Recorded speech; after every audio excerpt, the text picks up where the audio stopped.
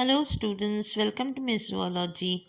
In this video, let's try to understand the process of fertilization in flowering plants.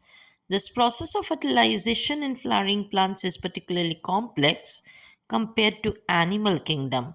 This is because the sperm cells of the angiosperms have lost their mobility and require transportation of the passive pollen tube cells to the egg and the synergid cells.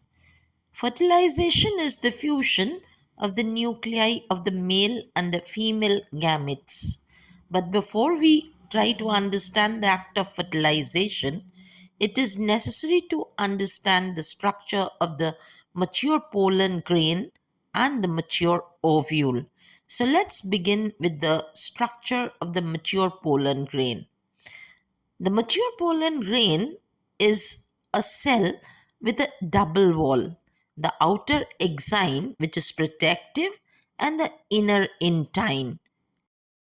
By this time, the nucleus had already divided into two, a tube nucleus and a generative or male nucleus. This is now the pollen gets transferred to the stigma for pollination. Further changes in the pollen grain occurs only when it lands on the right stigma of a plant of the same species. Furthermore, the ovule, which is the inner part of the ovary, should also be mature for the act of fertilization.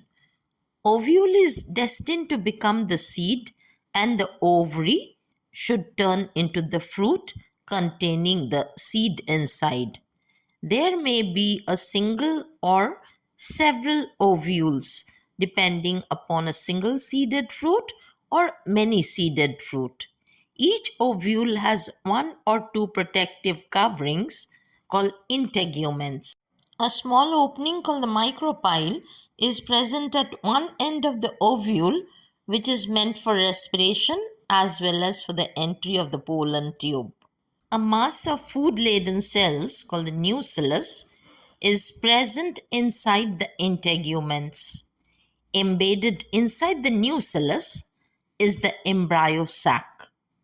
The embryo sac contains 7 different cells, 3 cells at the micropylar end, 1 egg cell with 2 synergids on either side.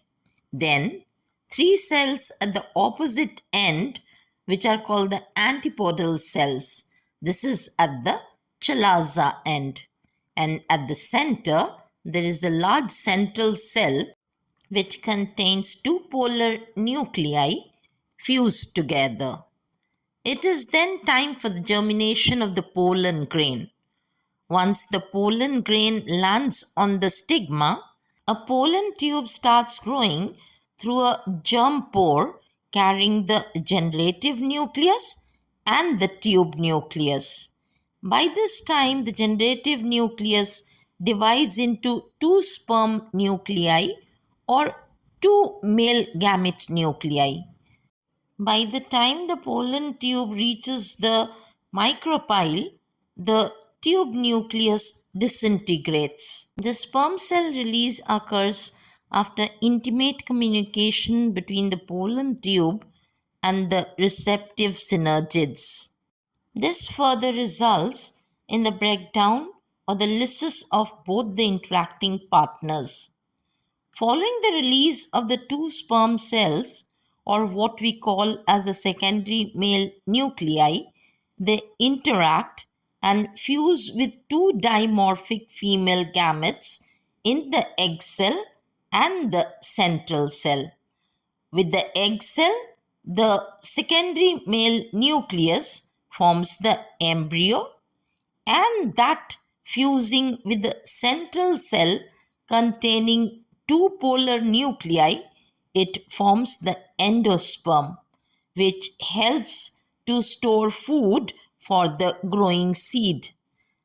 The 2 subsequent fertilization, one resulting in the formation of the embryo and the other in the formation of the endosperm taking place simultaneously, is known as double fertilization.